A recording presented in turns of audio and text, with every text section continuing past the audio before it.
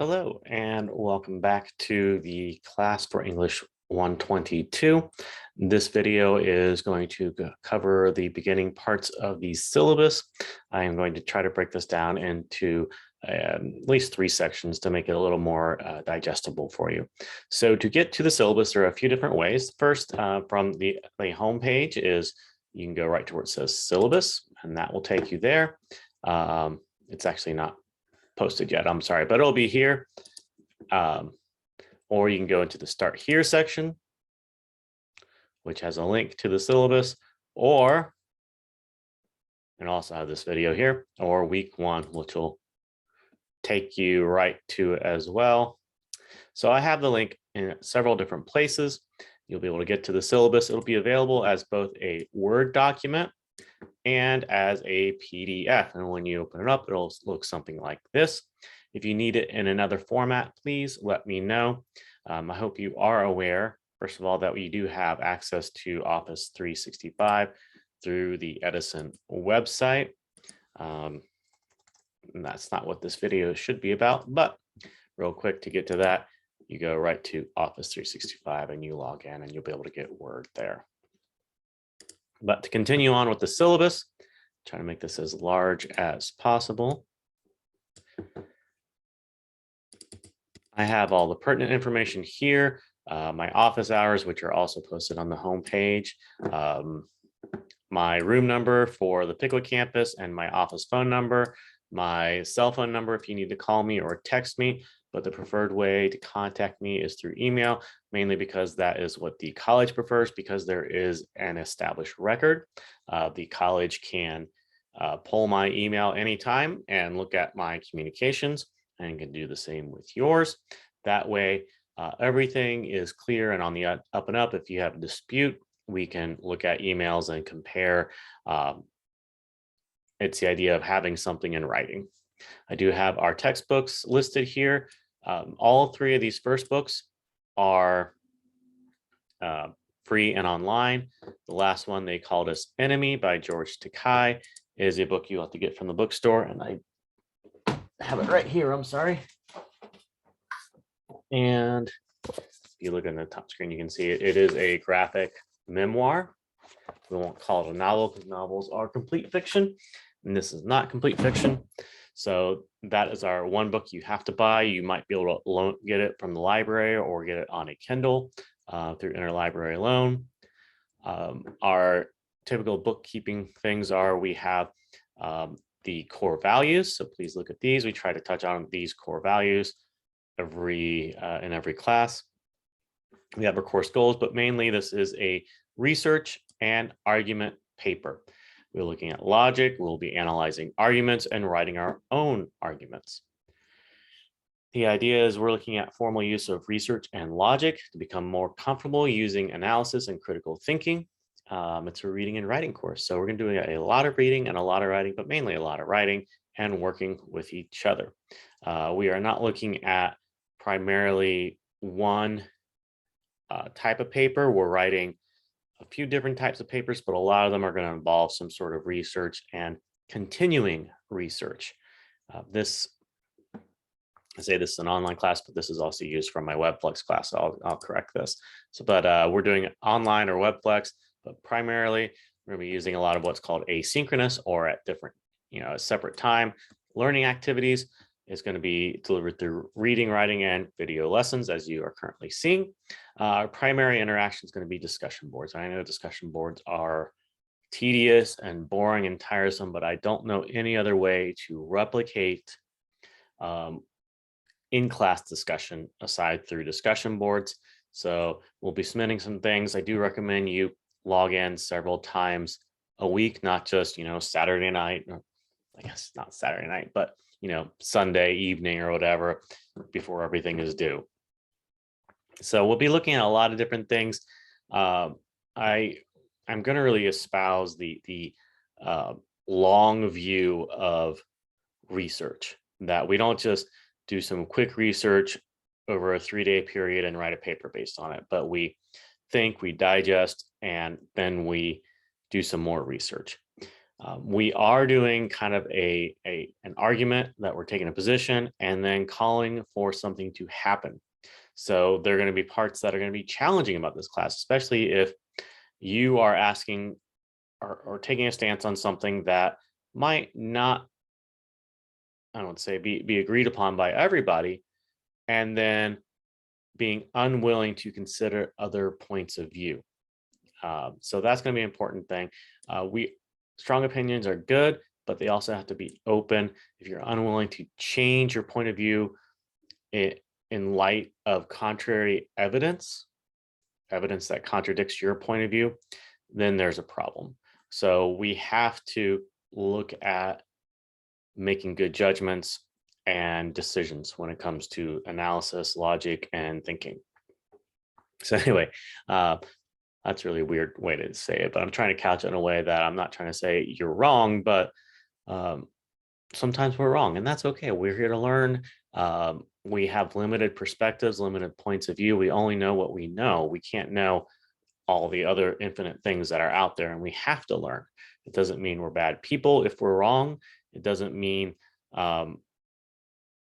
anything horrible is going to happen. But if we continue to espouse certain points of view, full well knowing that they are wrong, then there's a greater problem that we have to address. Anyway, so moving on, the assignments. Primarily, discussion board will be having generally about 2 to 3 discussion posts a week. I'm not asking to respond to every single discussion board. I might have you respond to some, but I know that's a tedious thing. But we'll have discussion posts of about 1,000 characters, not words, about 200 words. I think the discussion board does count your characters, but it doesn't for everybody. So, just an estimate. I'm not counting words on your discussion board. I care that you're posting things and thinking and providing some evidence of thought. We will be summarizing some of our readings. They will be done through Turnitin and need to be turned in on time. Generally, it's 11:59 p.m. on the day that they're due. I try to make everything due on specific days, but with the final due date being a Sunday, but it's really hard to do this because I know we all have limited time and need specific times to work on things. So I try to be flexible, but if you have problem, if I make something due on a Wednesday and you can't do it by Wednesday, let me know and I'll be flexible. We'll have 4 journal assignments. These are extended writing assignments in place of discussion boards. They just ask us to think a little bit, and I view them as kind of pre-writing and pre-thinking for our topics and the work that we're going to be doing. So I'll have a journal entry for our book, for the book review, journal entries for our arguments and things like that. And it helps us kind of just think a little bit. They're not super formal discussion boards. I don't care about grammar. You can write however you want.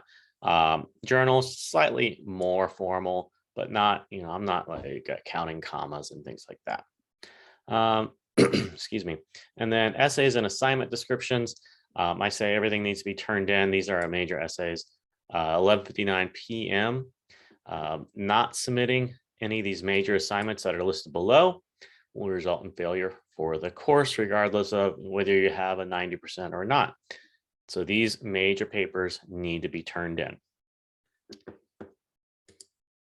It'd be nice if I could spell. All right, so we have a book review. We're reviewing They Called Us Enemy. We'll have some discussions about this, and I will walk you through the book review.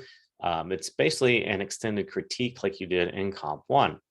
We're doing what's called an editorial analysis, where you're comparing 2 opposing points of view on a topic of your choice and making a decision about who of the 2 editorial authors makes the stronger argument, not necessarily better or the one you agree with, but the stronger argument. And again, proofreading is important. And we're looking at logic and reasoning. So that's what we're kind of looking at. Then we have a research project, which is a longer paper that can be up to 3,000 words long, which I know sounds horrible, but it consists of 2 parts, and we have pretty much the entire second half of the semester to work on this. So the first part is a proposal and an evaluative annotated bibliography. So this is kind of standard for research papers that are submitted to academic journals or into higher level classes. Before you write the paper, you explain what you're going to do. So we're going to practice that. And then part 2 is the actual paper that you will write. So you have a researched argument, and we get to choose your own topic, and a call to action. A call to action is what needs to be done. So common theme for the thing that students like to research is social media, right? Social media is harmful. Okay, great. Well, what are we going to do about it? And people can't think of solutions. That's why it's such a hard problem. So do we start suing app makers? Do we start suing, social media companies? Do we have government control? Do we ban them all together? We need something. So that's what the call to action is part of. And we're going to really walk through this, and I'll help you out. So don't worry too much about it. Then other final assignments, these are all part of the papers that need to be turned in or you don't pass. We have a presentation. For online, you'll be recording your presentation, very similar to what we're doing here, or a voice over PowerPoint, and then provide feedback using the discussion board. In class presentations, we can obviously present them in class, but you're presenting your call to action is the main idea.